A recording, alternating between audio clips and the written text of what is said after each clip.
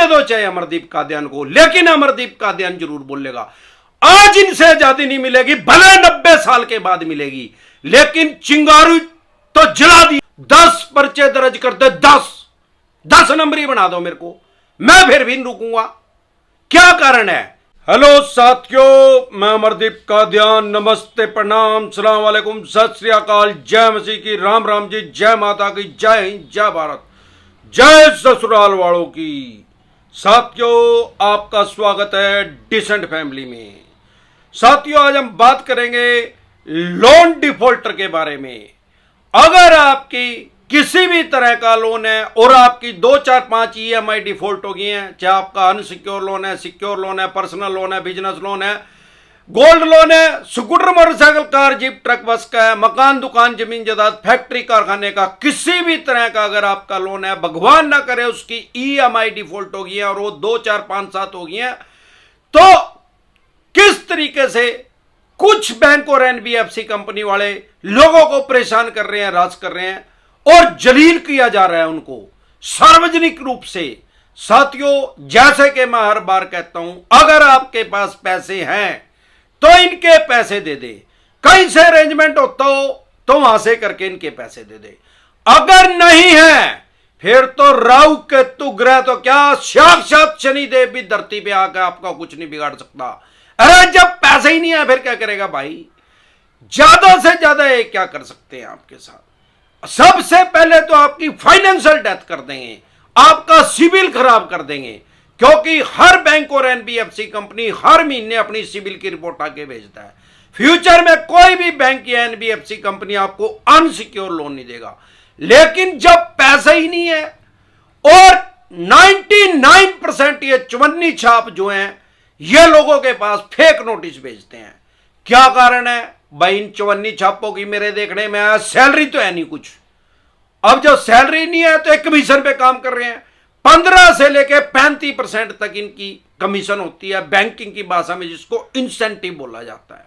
साथियों, अगर आपसे EMI डिफॉल्ट हो गई है, चाहे 2 लोन डिफॉल्ट हो गए, 5 हो गए या 25 हो गए, अगर आपके 25 लोन भी डिफॉल्ट हो गए तो सारे देश की किसी भी थाने, चौकी, पुलिस स्टेशन में आपके खिलाफ FIR लॉन्च नहीं हो सकती। लोन डिफॉल्ट होने में आपका पर्चा नहीं दर्ज हो सकता, कोई पुलिस वाला आपके घर नहीं आ सकता, ना ही कोई पुलिस वाला आपके पास फोन कर सकता है, क्योंकि यह सिविल का डिफॉल्ट माना जाएगा, सिविल का रोंग माना जाएगा। हमारे देश में 2 तरह के केस होते हैं, सिविल, क्रिमिनल, दीवानी, फौजदारी। ज्यादा से ज्यादा ये आपका क्या कर सकते हैं? अरे चेक बाउंस का केस कर सकते हैं, उसके अलावा ये क्या कर सकते हैं? और उसके अलावा सिविल का केस कर सकें यार, यहां को ये फांसी दे देंगे गे? ये चवन्नी छाप तो 50 तरह के नोटिस भेजते हैं, 412, 406, 420, 419, जो इनके मन में आए वही नोटिस भेज देते हैं, फेक बना बना के। आजकल कोर्ट की मोहर भी फेक लगाने लग गए हैं। साथियों, डरे घबराए नहीं पैसे हैं, जब भी आपकी जेल होगी, एक बात समझ ले, हमारे देश में जेल में भेजने की पावर किसके पास है? जज साहब के पास। और जज साहब जो है, चाहे वो लोअर कोर्ट के हैं, चाहे माननीय सुप्रीम कोर्ट के जज हैं, वो गवर्नमेंट के आदमी हैं। किसी भी बैंक या NBFC कंपनी के पास कोई जज काम नहीं करता। ऐसे तो रिलायंस वाला अपने ही जज लगा लेगा यार, सबसे अमीर आदमी तो वही है हमारे देश में, वो अपने ही जज लगा कर डिसीजन देने शुरू कर देगा। भैया, डेमोक्रेसी है, लोकतंत्र है दुनिया का सबसे बड़ा। जब से हमने होश संभाला है, मेरे फादर साहब एडवोकेट थे, मैं 13 साल का कोर्ट में जाने लग गया था, तब से मैं अपने घर में बचपन से ही डेमोक्रेसी की बात सुन रहा हूं कि भाई हमारा जन्म इतने अच्छे देश में हुआ है कि यहां पे डेमोक्रेसी या लोकतंत्र है, हर आदमी की आवाज सुनी जाती है, कोर्ट के द्वारा न्याय किया जाता है। आप कभी कोर्ट में गए हो या आपने कभी फिल्म में देखो हो, न्याय की मूर्ति जो होती है उसके हाथ में एक तराजू होता है और उसकी आंखों पे पट्टी बंधी रहती है और तराजू दोनों साइड बराबर तोलेगा। मतलब आंखें किस लिए बंद की गई हैं भाई? किसी में भेदभाव ना हो। हमारे यहां राजा की भी उतनी वैल्यू है, भिखारी की भी उतनी वैल्यू है। राजा के पास भी उतने ही राइट्स हैं और भिखारी के पास भी उतने ही राइट्स हैं। संविधान ने सबको बराबर अधिकार दिए हैं। यह नहीं है कि कोई गरीब है तो उसके पास राइट्स कम है, उसके पास अधिकार कम है। कोई अमीर है तो उसके पास बहुत ज्यादा राइट्स हैं। कोई भी बैंक या एनबीएफसी कंपनी जिसने आपके साथ एग्रीमेंट किया है, एग्रीमेंट यह नहीं है कि कुछ भी उसके एग्रीमेंट के अंदर लिख रहे हैं, तो चवन्नी छाप आपको बताते हैं। एग्रीमेंट भी लॉफुल होना चाहिए। यह नहीं है यहां कोई यार तालिबान तो है नहीं भाई, अब भाई लोन नहीं दिया जा रहा तो अमरदीप कादियान की कहीं फोड़ दो या टांगे ही काट दो इसकी। भाई यहां डेमोक्रेसी है, लोकतंत्र है। लोकतांत्रिक तरीके से किसी को अगर सजा भी मिलेगी, लोकतांत्रिक तरीके से मिलेगी। किसी भी बैंक या एनबीएफसी कंपनी के पास कोई भी जज नहीं है। अगर ये आपके पास नोटिस भेज रहे हैं आर्बिट्रेशन का, आर्बिट्रेटर का, और आपके देखने में आया होगा भाई रिटायर जज, आगे उसका नाम लिख देंगे, रिटायर छोटा छोटा लिख देंगे जज। और भाई जब जज साहब रिटायर हो गए तो वो कुछ भी काम करो, तो कि साइकोलॉजिकल प्रेशर में आपको लेना चाहते हैं, मनोवैज्ञानिक दबाव के अंदर लेना चाहते हैं। मैं जब 13 साल का था, मेरे फादर साहब ने मुझे एक स्कूटर दिला दी, एलएमएल वेस्पा, मेरा आज तक ध्यान है। और मेरे फादर साहब को, हम तो डैडी कहते थे उनको कोई स्कूटर, मोटरसाइकिल, कार, जीप चलानी नहीं आती थी, साइकिल भी नहीं चलानी आती थी। तो मैं क्या करता था, जब मेरे स्कूल की छुट्टी हो जाती थी तो मैं कोर्ट में चला जाता था अपने डैडी के पास। अब भाई वकील की जो जॉब है, जो एडवोकेट की है, वो कोई गवर्नमेंट जॉब तो लग नहीं रही थी, प्राइवेट वकील थे। अब जो वकील है उसका कोई काम ऐसा फिक्स टाइम तो है नहीं कि भाई 5 बजे छुट्टी हो जाएगी या 2 बजे दोपहर को उसकी छुट्टी हो जाएगी, घर चला जाएगा। उसको डिपेंड करे यार कितने क्लाइंट आ रहे उसके पास। और मेरे डैडी बहुत अच्छे वकील थे, यहाँ के मान्य हुए वकील थे, चौधरी दलेल सिंह एडवोकेट उनका नाम था। अब जब मैं जाता था तो बहुत से क्लाइंट आए रहते थे। मेरे स्कूल की छुट्टी तो गर्मियों में तो भाई 1 बजे के बाद हो जाए करती, सर्दियों में 4 बजे हो करती। अब जब मैं अपने फादर को लेने के लिए जाता था तो मेरे डैडी उसी टाइम फ्री तो होते नहीं थे, भाई मेरे साथ ही स्कूटर पे बैठ के सीधे कोर्ट में से वापसी आ जाएंगे। तो क्या होता था, मैं भी वहां बैठ जाता था। अब 5-7 क्लाइंट आ ही रहे थे, भगवान की दया से काम बढ़िया था मेरे डैडी का। अब जो वो कुछ बात कर रहे थे तो मैं भी तो सुनू था, मैं कोई बहरा थोड़ी था यार। उस टाइम ये मोबाइल तो थे नहीं भाई, इब तो मेरे छोरे ने मेरे दोहरा बैठा देगा तो खट खट खट के उसमें घोपड़ा खराब करेगा अपना, नेट चला होगा तो। भाई ना तो नेट थे ना टीवी थे, टीवी थोड़ी कोर्ट में लग रहा था यार। उस टाइम तो छान हो कर थी, छान मतलब घास फूस की, उसके नीचे ज्यादातर वकील बैठे करते, या टीन के सेट होगा था, वहां तो लाइट भी नहीं थी यार। तो भाई बंदा करेगा क्या। और भाई मैं उनकी बात ही सुनू था, अपने डैडी की या उनकी क्लाइंट की। और तो जब से मैं समझने लग रहा हूं कानून को, 13 साल की उम्र से, अब मैं 49 साल का हो गया, मेरे को आज तक ये नहीं समझ में आई कि डेमोक्रेसी के अंदर, लोकतंत्र के अंदर ये चवन्नी छाप लोगों की बेइज्जती कैसे कर रहे हैं। इनका 499500 में इनके खिलाफ आप केस कर सकते हैं, मानहानि का दावा कर सकते हैं, इनकी साइबर सेल में शिकायत कर सकते हैं, एसएसपी के पास शिकायत कर सकते हैं। बहुत से आदमी मेरे को ये कहते हैं, कमेंट करते हैं, मेरे यार प्यारे रिश्तेदार भी मेरे को बोलते हैं, यार भाई साहब आप फेसबुक पे लाइव आके बोलते हो, आप यूट्यूब पे चैनल बना रखा है। अगर आप मुझे फेसबुक पे देख रहे हैं तो मेरा चैनल है यूट्यूब पे, जो पिछले 1 साल पहले बनाया था मैंने, डिसेंट एडवाइस के नाम से, जिस पे पिछले 1 साल में मैं 1100 से भी ज्यादा वीडियो डाल चुका हूं लोन से रिलेटेड। आपको या आपके किसी भी यार प्यारे रिश्तेदार को लोन से रिलेटेड कोई भी दिक्कत परेशानी आ रही है तो वो आप YouTube के सर्च के ऑप्शन में जाके वो प्रॉब्लम लिखे, आगे डिसेंट एडवाइस लिखेंगे तो तुरंत प्रभाव से आपकी समस्या का समाधान हो जाएगा। अब लोग बोलते हैं सर आप YouTube पे भी बोल रहे हो, आप फेसबुक पे भी बोलने लगे, आपकी FIR दर्ज हो जाएगी, आपका पर्चा दर्ज हो जाएगा। अरे मेरा कौन सा पर्चा दर्ज हो जाएगा भाई, मैंने क्या कह दिया। अरे मैं तो लोगों को राइट्स बता रहा, अधिकार बता रहा यार। और न्यू होगा तो हो जाने दे भाई।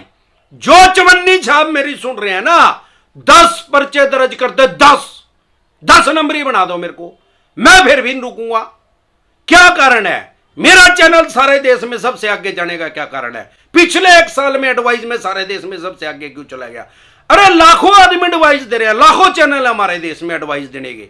अमरदीप कादियान सामान्य बोलचाल की भाषा में बता और समझा देता है। अब कोई आदमी आपके पास एडवाइस लेने आया, आप उसको कानूनी भाषा में समझा रहे हो। अरे कानूनी भाषा तो नोटिस आई रहे यार, चवन्नी छाप ने भेजी रखे उसके अलावा। अब लोग में पर्चा दर्ज हो जाएगा भाई। अरे भाई सारे देश में इन चवन्नी छापों के खिलाफ कोई आवाज नहीं उठा रहा था। लाखों आदमी इनकी वजह से आत्महत्या सुसाइड कर चुके हैं और करोड़ों आदमियों को सुसाइड की कगार पे इन्होंने पहुंचा दिया, आत्महत्या करने की कगार पे पहुंचा दिया है। कानून ने आपको क्रिमिनल नहीं बनाया, कानून ने आपको अपराधी नहीं बनाया, इन भिखमंगों ने आपको अपराधी बना रखा है। ये आपको क्रिमिनल इन्होंने घोषित किया है। लोन की ईएमआई डिफॉल्ट होना क्राइम की श्रेणी में नहीं है। अगर आप कोर्ट की अवमानना नहीं करेंगे तो आपकी जेल नहीं होगी। आप अपना केस लड़ें, माननीय सुप्रीम कोर्ट तक जाते जाते 40-45 साल लगेंगे। 40-45 साल में हरिद्वार जाने का टाइम हो जाएगा भाई। अमरदीप कादियान क्यों आया? अरे मैं बैंकिंग को बहुत सालों से समझ रहा हूं, देख रहा हूं, बहुत से आदमी मेरे से पहले भी एडवाइस ले रहे थे, लेकिन जब से मैं यूट्यूब पे आया तो मेरा चैनल सबसे ज्यादा ग्रो क्यों करा। फेसबुक पे मैं 2011 से हूं, 2022 आ गया है। 4 जनवरी 2011 को मैंने अकाउंट बनाया था फेसबुक पे। मेरे फॉलोवर जो थे 11 साल में कितने बने थे? 300-350 भाई। और पिछले 6 महीने में जब से मैंने ये YouTube वाली वीडियो यहां पे डालने शुरू करी और मैं लाइव आना शुरू हो गया, 3.25 लाख हो गए हैं, 3.5 लाख होने वाले हैं। क्या कारण है भाई? अरे वैल्यू प्रोवाइड करी यार उनको उनकी हक बताए, राइट्स बताए। अगर लोगों का हित करना, उनके राइट्स बताना, उनके अधिकार बताना अपराध की श्रेणी में है, वैसे तो अपराध की श्रेणी में नहीं है। एज पर माई नॉलेज अगर है उसमें पर्चा दर्ज होता है, एफआईआर दर्ज होती है, तो मैं 10 केस करवाने के लिए तैयार हूं। लेकिन मैं बताऊंगा जरूर क्यों भाई। अरे हमारा देश आजाद कैसे हुआ? बहुत से शहीदों ने अपनी बलिदान दिया भाई। गांधी जी का भी नाम लेते हैं, सुभाष चंद्र बोस जी का भी नाम लेते हैं, और बहुत से जो हमारे शहीद हुए हैं उनका नाम है। लेकिन उसकी शुरुआत कहां से हुई? अगर आपने हिस्ट्री पढ़ी है तो आपको ही पता है, मैंने भी पढ़ी है। 1857 से देश कब आजाद हुआ? 1947 में, 90 साल के बाद। उसकी नींव कहां से पड़ी? 1857 में मंगल पांडे जी जो थे वो मिलिट्री में भर्ती हो गए, सेना में भर्ती हो गए। अब सेना में भर्ती होंगे तो स्वाभाविक बात है कि गोली तो चलानी पड़ेगी ना भाई। तो जब उनको गोलियां चलाने के लिए दी गई मिलिट्री में, तो उस पे जो गोली का जो खोल था वो गाय की चर्बी से बना हुआ था। अब क्योंकि मंगल पांडे जी हिंदू थे और हमारे धर्म में गाय को माता माना जाता है, पूजा जाता है गाय को, उस आदमी ने ना कर दिया, ब्रिटिश सरकार के खिलाफ एक बिगुल बजा दिया।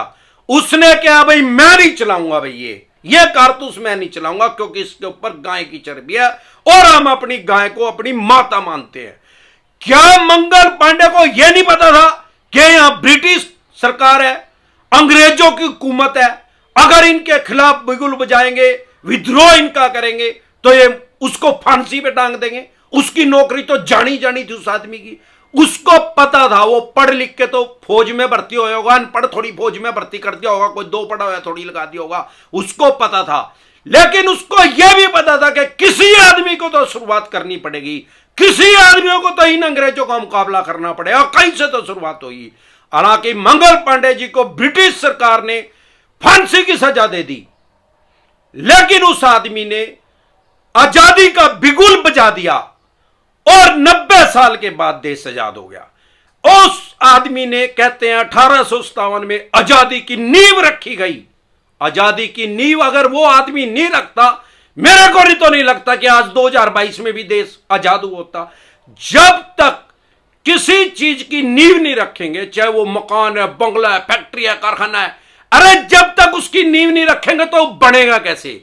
आपने कोई मकान, दुकान, फैक्ट्री, कारखाना बनाना है, आप ईंट ले आके रख दो, ईंट, सिर्फ ईंट ले आके रख दो, फिर ये आपका दिमाग, माइंड, खोपड़ा ये अपने आप बताएगा कि सीमेंट भी लेके आनी है, रेत भी चाहिएगा, मिस्त्री भी चाहिएंगे, एक एक चीज करके जुगाड़ होता चला जाएगा। नहीं भी पैसे होंगे तो ये दिमाग बताएगा क्योंकि ईंट रखी है।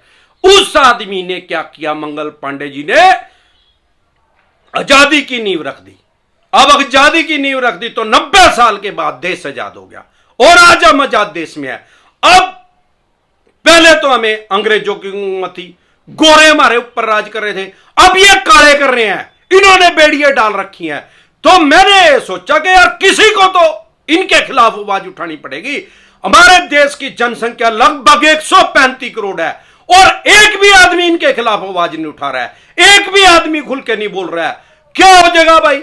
अरे फांसी दे दो चाहे अमरदीप कादियान को, लेकिन अमरदीप कादियान जरूर बोलेगा आज इनसे आजादी नहीं मिलेगी, भले 90 साल के बाद मिलेगी, लेकिन चिंगारी तो जला दिया मैंने, इसकी अलग को जगाए रखेगी जो युवा पीढ़ी होगी, आने वाले लोग जो हमारे साथ जुड़ते जा रहे हैं, इनका मुकाबला तो करना ही करना पड़ेगा। नहीं तो भाई नीरव मोदी भाग गया, विजय माल्या भाग गया, 10-10, 15-15 हजार करोड़ रुपए लेके भाग गए, तो भाई उनको पकड़ो, उनके ऊपर भी केस रजिस्टर्ड है, ठीक है। अभी एक सबसे बड़ा दुनिया का, हमारे देश का तो सबसे बड़ा स्कैम हो गया, 23,000 करोड़ रुपए का चूना लगा दिया अग्रवाल साहब ने। अब सीबीआई जांच बैठी हुई है, ठीक है भाई। अब जो आदमी ने, किसी ने 23 लाख रुपए का लोन देना, उसको तो मतलब, इनका तो चवन्नी छापों का मतलब ये है कि इसको बुच्चड़ खाने में भेज दो, इसको कसाई खाने में भेज दो, इसकी नाड़ कटवा दो, इस पे अगर पैसे नहीं है तो।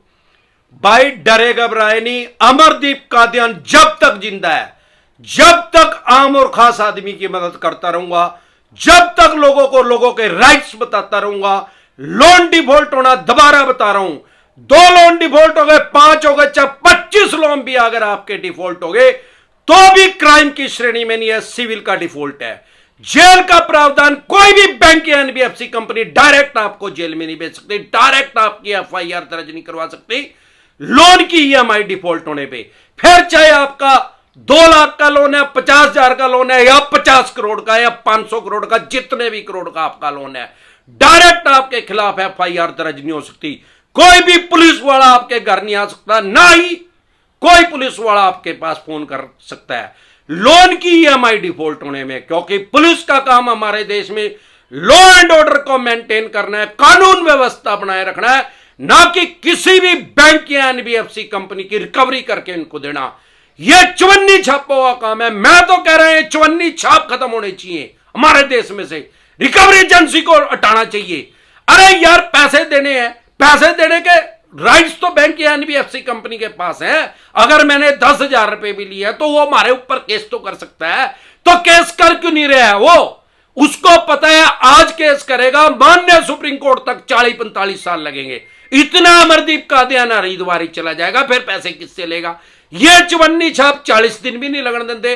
आम आदमी को डरा के, धमका के, प्रेशर में लेके उससे रिकवरी करते हैं। इनका बस चले तो एक वह अपने बच्चों का खून बेच के पैसे दे दे। भाई मैं ये समझता हूं कि अगर अमरदीप कादियान इस आवाज को ना उठाता तो कोई और आदमी उठाता, लेकिन अब तक तो किसी ने उठाई नहीं थी। अब मैं क्या सोच रहा हूं कि हमारे साथ ज्यादा से ज्यादा आदमी जुड़े, ताकि हमारी आवाज सारे देश के हर कोने तक जाए और सरकार भी इस बात को समझे कि लाखों करोड़ों आदमी जो है सुसाइड की कगार पे पहुंच चुके हैं, ये अपराधी नहीं है, ये क्रिमिनल नहीं है, इनकी 7 पीढ़ी में किसी ने क्राइम नहीं किया, ये कभी थाने में नहीं गए, कभी कोर्ट में भी नहीं गए, ना इनकी 7 पीढ़ी में कोई वकील है। तो इनको अपने राइट्स नहीं पता, अधिकार नहीं पता। जब तक आपको अपने राइट्स और अधिकार नहीं पता होगा, तब तक आपको ये दिक्कत, परेशानी, समस्या आती रहेगी। और अमरदीप कादियान के साथ जुड़े हैं तो हमारा जो चैनल है डिसेंट एडवाइस, उस पर मैंने 1100 से ज्यादा मैंने वीडियो डाल रखी हैं। डेली मैं उस पर लाइव आता हूं रात को 9:30 बजे। तीजो त्वारो, 12 इतवारो, आंधियो तूफानो, मीओ बारिशो, खांसियो जुकामो, नजला बुखारो, लाइव में डेली आता हूं। लेकिन मेरे साथ जुड़ने से पहले एक बार जोर से मिलकर नारा लगाना पड़ेगा, जय ससुराल वालों की।